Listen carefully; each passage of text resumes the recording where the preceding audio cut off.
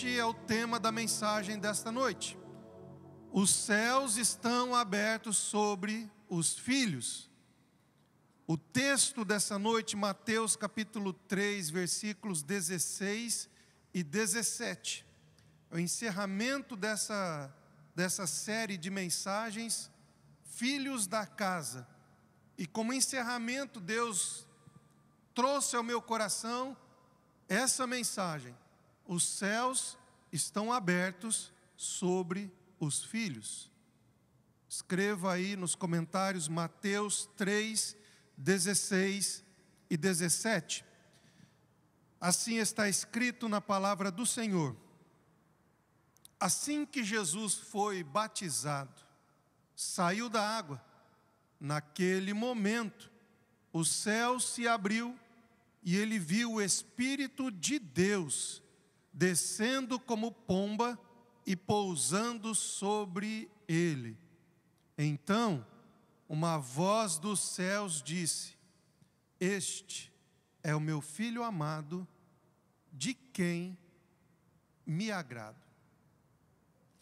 Gente boa, ao longo de todo esse mês de agosto, nós fomos meditando sobre esse tema: paternidade, filiação, mostrando para você, ou pelo menos tentando ministrar ao nosso próprio coração, o que a palavra de Deus nos ensina sobre isso, para que nós possamos desenvolver uma vida espiritual melhor, para que nós possamos ser também pais melhores, para que a gente também melhore a forma como nós estamos edificando igreja, a forma como nós estamos sendo igreja. Porque às vezes a gente acha que igreja é você vir ao culto, e igreja não é você vir ao culto. Vir ao culto é muito importante, é uma parcela da nossa adoração. Mas ser igreja é muito mais do que vir aos cultos. Ser igreja é um modo de viver na sociedade. Aleluia! Ser igreja, talvez você possa até escrever isso. Quem sabe dar um print nessa tela e escrever: ser igreja é um modo de ser na sociedade. Através deste modo de ser, nós expressamos os valores do reino de Deus. Estou empolgado hoje, gente. Aleluia. Estou no modo mais empolgado. Orfandade é uma realidade com a qual a gente precisa lidar. Tem muita gente hoje em dia se sentindo órfão espiritual. Pessoas que não têm ninguém, pessoas que se sentiram desamparadas, pararam na metade do caminho, pessoas que não têm ninguém para as ensinar, para acompanhar, para ajudá-las nos primeiros passos. Eu lembro que numa das reflexões eu falei sobre isso. Nós batizamos, ensinamos, batizamos, mas esquecemos de ensinar as pessoas a caminharem na fé. E aí as pessoas se perdem, a gente diz: somente aqueles que perseverarem até o final, são os que se salvarão. A gente tem desculpa para tudo, mas na verdade a gente precisa ver se nós não deixamos os nossos filhos pela metade do caminho. É só a introdução, gente, segura, porque é só a introdução. Como pastor, eu fico pensando o que a gente pode fazer para restaurar essas pessoas. O que a gente pode fazer para que eles retornem ao convívio da casa.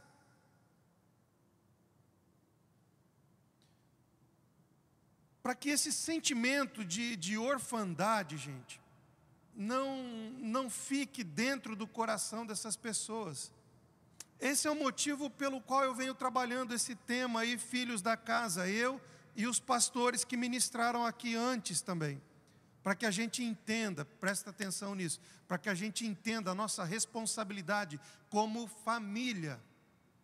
A nossa responsabilidade como família, como irmãos em Cristo Jesus, de manter a unidade e ao mesmo tempo despertar os dons necessários para que os filhos sejam edificados. Gente, esse texto que eu li é um texto muito importante para nós entendermos isso. Paternidade, filiação, capacitação e desenvolvimento da vida cristã. Veja, primeira lição que eu encontro nesse texto: o pai manifesta a identidade do filho. Jesus chega até o Rio Jordão, ninguém sabe quem ele é. Todo mundo conhece ele como o filho de Maria, o filho de José. Todo mundo viu ele crescendo, todo mundo sabe ali e tal, mas ninguém sabe quem ele de fato é, a identidade dele. João o conhece. João sabe quem ele é. Mas ninguém mais conhece Jesus. E de repente, Jesus vai até João. João quer trocar de posição. Jesus diz: não, deixa como está. Vamos seguir assim. Convém que se cumpra o que estava escrito. Então, João batiza Jesus. E quando João batiza Jesus, a voz revela quem Jesus de fato é. Eis o meu filho amado. Perceba, gente, que antes de Jesus iniciar o seu ministério, antes de Jesus fazer qualquer coisa, ele foi chamado de filho amado. Isso aqui é muito importante, gente. Aquilo que nós somos precede, vem antes daquilo que a gente faz. Quem nós somos vem antes do que nós fazemos. E hoje em dia, eu vejo muita gente querendo fazer para ser aceito, fazer para ser amado. Vejo muita gente querendo fazer as coisas e neste processo, nesse desejo incontrolável de fazer para querer ser aceito, fazer para querer ser amado, fazer para querer ser respeitado, eles vão perdendo ao longo do tempo a essência de quem eles são em Deus. Sim ou não? Já conheci muita gente que faz, mas faz no modo automático. Ora, mas ora no modo automático. Lê a Bíblia, mas lê a Bíblia no modo automático. Vai aos cultos, mas vai aos cultos no modo automático. Nada mais daquilo, no fundo, faz sentido para ele. Prega, mas prega no modo automático. A essência foi perdida e a pessoa se perdeu no processo, querendo fazer. Eu já ouvi diversos pastores, inclusive destes famosos, onde eles falam: eu precisei parar porque eu estava me perdendo no processo. Veja, pessoal, antes de fazer, antes de começar o ministério, o pai fez algo importante no filho. O pai manifestou a identidade do filho. O pai deixou claro quem ele é. Gente, eu preciso ministrar isso no seu coração, e isso precisa descer ao teu coração. Você é filho. Você não vai ser aceito pelo que você faz. Você é aceito por causa do amor do pai, e ponto final, gente. Jesus começa o seu ministério. Isso aqui, o que Deus ministrou no meu coração, foi algo incrível. Jesus começa o ministério com o pai dando testemunho dele. E ele termina o seu ministério com as pessoas dando testemunho de que ele é filho. Mateus 27, versículo 54, os soldados dizem: este era filho de Deus. Quando ele começa seu ministério, ninguém sabe quem ele é. O Pai revela quem ele é. Eis o meu filho amado, em quem me contento, me alegro, em quem tenho prazer. Jesus termina o seu ministério com as pessoas dando testemunho de que ele era filho de Deus. Eu não sei, mas eu tenho a impressão que a gente tende a inverter essa lógica. Tem gente querendo começar o ministério tendo testemunho dos outros. Nós precisamos ter a aprovação de Deus, a nossa identidade bem formada, bem solidificada, bem resolvida em Deus. Depois a coisa vai naturalmente. Gênesis capítulo 1, versículo 26. Olha que texto fantástico. Ainda hoje conversava com uma pessoa sobre isso. Gênesis 1, 26. Diz as Escrituras: façamos o homem a nossa imagem e semelhança. Domine ele sobre os peixes dos céus, e o texto segue: façamos o homem a nossa imagem e semelhança. Na formação do homem, a preocupação primeira de Deus é com quem ele vai ser.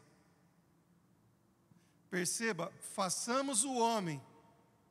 O Senhor poderia colocar: façamos o homem para dominar, e depois ele será a nossa imagem porque domina. Mas não, façamos o homem primeiro a nossa imagem e semelhança. Primeiro ele estabelece quem nós somos. Nós somos filhos, nós somos imagem, nós somos semelhança de Deus. Depois de estabelecido quem nós somos, a nossa identidade, então Deus define o que nós fazemos. Domine ele sobre os peixes, sobre os céus, sobre as aves, sobre os animais da terra. Domine ele sobre todas as coisas que eu criei. Primeiro, gente, primeiro estabelece quem é e depois define o que se faz. Por quê? Porque não é o que você faz que define quem você é no reino. Não é o que nós fazemos que vai definir quem nós somos no reino, mas é quem nós somos que define o que nós vamos fazer. É uma questão de identidade. Quem eu sou define o que eu faço. Entenda isso. Eu preciso enfatizar, para você guardar. Você é filho. Você é amado. Você é imagem de Deus. Guarde isso no seu coração. As pessoas conhecerão a Deus através da sua vida. A ideia do texto é mais ou menos essa: por onde você passar, as pessoas vão olhar e falar: mas Deus visitou este lugar. Deus visitou a minha casa. Como? Eu recebi a visita de 2 pessoas, era como se fosse Deus. Eu recebi a visita de um jovem, era como se fosse Deus aqui em casa. Não sei te explicar, mas a casa ficou cheia de uma presença. Por quê? Porque nós fomos chamados para manifestar a essência do Pai. Nós fomos chamados para manifestar a essência do nosso Pai. Primeira lição, então, gente boa: o Pai manifesta, é o Pai que torna conhecido o Filho. Segunda lição: o Pai abre os céus sobre o Filho. E essa foi a frase que dá o título da mensagem: os céus estão abertos sobre os filhos. Gente, eu amo esse texto, eu amo essa passagem, eu amei e amo essa frase. Hoje ela falou comigo de uma forma singular. Os céus estão abertos sobre o Filho.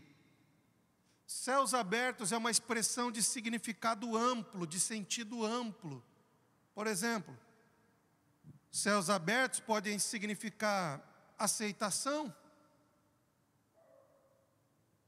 podem significar aprovação, bênção. Eu dobrei os joelhos para orar e os céus estavam abertos, ou seja, Deus aceitou a minha oração. A gente às vezes fala isso, não fala? Meu Deus, parece que os céus estão fechados, o céu do teto é de bronze, a oração não sobe. O que a gente quer dizer com isso? Que não está sendo aceito. Então, céus abertos pode significar aceitação, aprovação, bênção. Malaquias fala sobre isso. Malaquias diz, olha, abrirei umas janelas nos céus, ou seja, os céus estarão abertos. Mas há um sentido em especial que eu queria destacar hoje com você. Os céus abertos significam provisão. Escreva aí no comentário. Provisão. Céus abertos é provisão. Pastor, por que o senhor pede para escrever? Para você guardar, para você fixar. O ideal é que a gente participe dos cultos com um lápis e uma caneta na mão. Porque quando o Senhor fala alguma coisa, a gente anota aquilo e guarda no coração aquilo que foi destacado. Céus abertos significa provisão. Quando Elias orou, os céus fecharam, parou a chuva. Parando a chuva, veio um tempo de fome, um tempo de necessidade, um tempo de escassez. Elias orou novamente e os céus se abriram. A chuva veio e com a chuva veio também uma nova estação, um novo tempo. Portanto, os céus abertos fala de provisão. Agora, antes de você ficar pensando que a provisão é uma questão financeira, deixa eu mostrar no texto que a gente está, o que significa céus abertos. Um símbolo de que o Pai já havia preparado tudo o que o Filho necessitaria para o seu ministério. Olha só, os céus se abriram. Significa que o Pai já tinha preparado para o Filho tudo aquilo que ele necessitaria para o seu ministério. Spurgeon tem uma frase muito interessante ao comentar esse texto, especificamente esse texto, abre aspas, ele diz: à medida que a sua necessidade surgiu, uma fonte para o seu suprimento foi aberta à sua frente. Comentando os céus abertos, Spurgeon diz isso. À medida em que a necessidade surgiu, uma fonte para o seu suprimento foi aberta à sua frente. Céus abertos, suprimento. Este suprimento não é apenas material, mas é também espiritual e emocional. Gente, como filhos, nós temos à nossa disposição uma fonte inesgotável de suprimento material, espiritual e emocional. Olha para a trajetória de Jesus, olha para tudo que ele passou em 3 anos de ministério, olha o quanto ele precisou de recursos para se deslocar de um local até o outro, alimento, etc. Olha o suprimento que ele precisou, emocional. A gente não gosta de olhar Jesus nesse sentido. Mas a bem da verdade é que muitas vezes ele orou, clamando por um suprimento emocional, ou a gente acha que é fácil ser traído. E ser traído com um beijo. Bastava, irmãos, qualquer palavra de Jesus, bastava qualquer gesto dele, e todas aquelas pessoas teriam sido exterminadas, mas ele optou por não fazer, ele optou por se manter fiel à proposta, ao seu chamado, à sua vocação, ao propósito da sua vinda até aqui. Suprimento emocional, suprimento espiritual. Gente, há à nossa disposição uma fonte inesgotável. Nos céus não há crise, nos céus há Cristo. Não há crise nos céus, gente. Nos céus há Cristo. O texto segue, se você está com a sua Bíblia aberta, em Mateus capítulo 3, eu li o versículo 17. Agora olha o versículo de número 4, o capítulo 4, versículo de número 3. O tentador aproximou-se dele: se és o Filho de Deus. Uau! Jesus acabou de ser apresentado. Acabou de ter a experiência do batismo, o céu se abrindo, a pomba, a presença do Espírito sobre ele. Então ele é levado pelo Espírito ao deserto. E qual é a primeira tentação que ele sofre? A tentação da identidade. O pai disse que tu és filho, então se tu és filho realmente,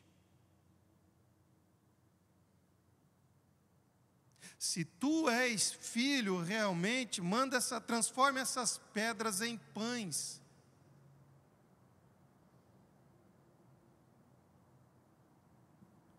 Duas questões que são as que eu estou trabalhando com você.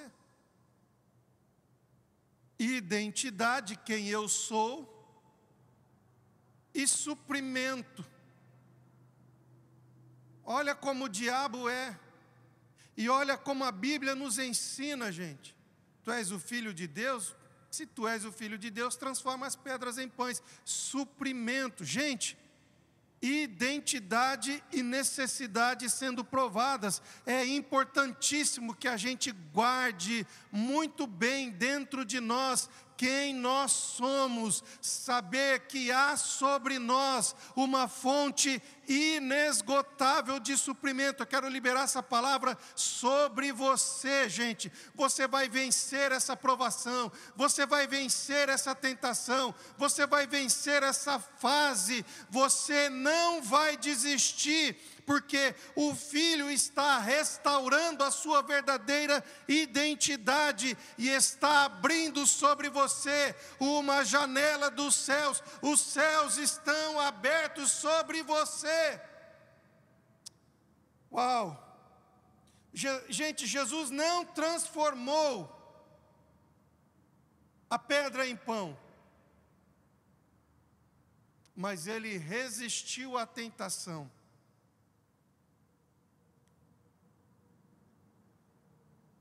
É meio complicado falar para você o que eu vou falar, mas eu preciso falar.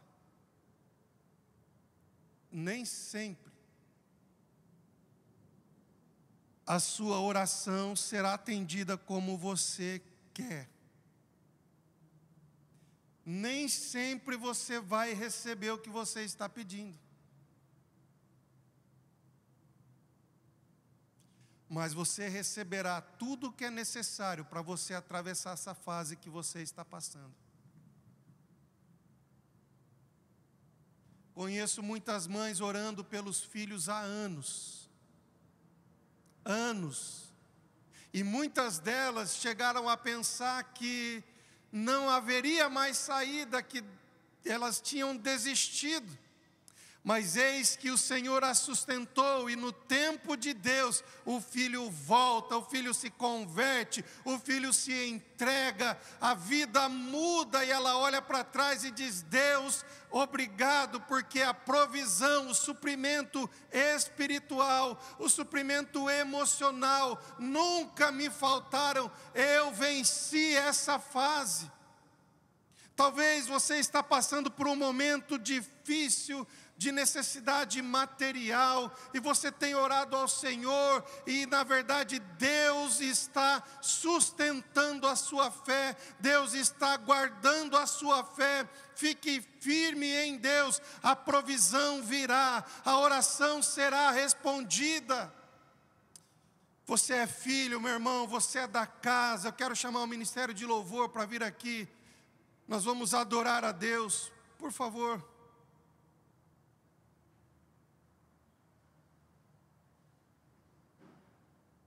Os céus estão abertos sobre você. Os céus estão abertos sobre você. Quando eu oro, irmãos, eu vejo uma igreja com homens e mulheres conscientes de quem eles são. A identidade deles não muda conforme a estação do tempo. A identidade deles não muda conforme o sabor dos dias. Eles não são crentes hoje, amanhã não são mais. Eles não são fiéis hoje, amanhã não são mais. Eles não são salvos hoje, amanhã se consideram o pior dos perdidos. Não, eu vejo uma igreja consciente de quem eles são em Deus. Gente curada para poder curar. Gente restaurada para poder restaurar. Gente com a identidade bem resolvida. Somos filhos. E cada filho recebe do Pai uma característica para edificar a casa. Cada filho recebe do Pai uma habilidade específica. Mas um não é mais importante do que o outro. Um não é mais amado do que o outro. Um não está em mais destaque do que o outro. Todos juntos trabalhamos para edificar uma família. Quando eu oro, eu vejo uma igreja família sendo restaurada, sendo curada. Quando eu oro, eu vejo uma igreja família bem consciente de quem são. Quando eu oro, eu vejo uma igreja composta por filhos e por filhas. E sobre eles os céus estão abertos. Sobre eles os céus estão abertos. E há uma fonte inesgotável de recursos sobre nós, irmãos.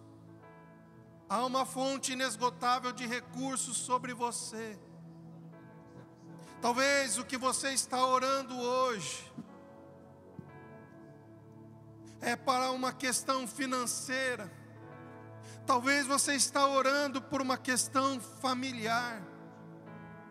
Talvez você está orando por uma questão ministerial. E eu vim nessa noite dizer para você: os céus estão abertos sobre você. Os céus estão abertos sobre você.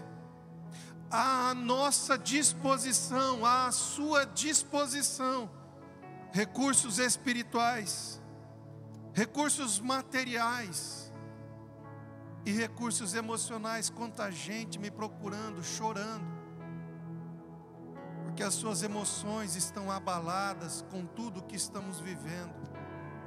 Crianças, irmãos, crianças tendo um comportamento diferente, porque as suas emoções estão abaladas. Adultos, idosos, com as suas emoções abaladas. E eu vim nessa noite dizer para você: os céus estão abertos sobre você. Dos céus o Senhor diz: meu filho, minha filha, meu filho, minha filha. Nós vamos adorar a Deus. Logo em seguida, eu volto para orar com você. Vamos adorar a Deus.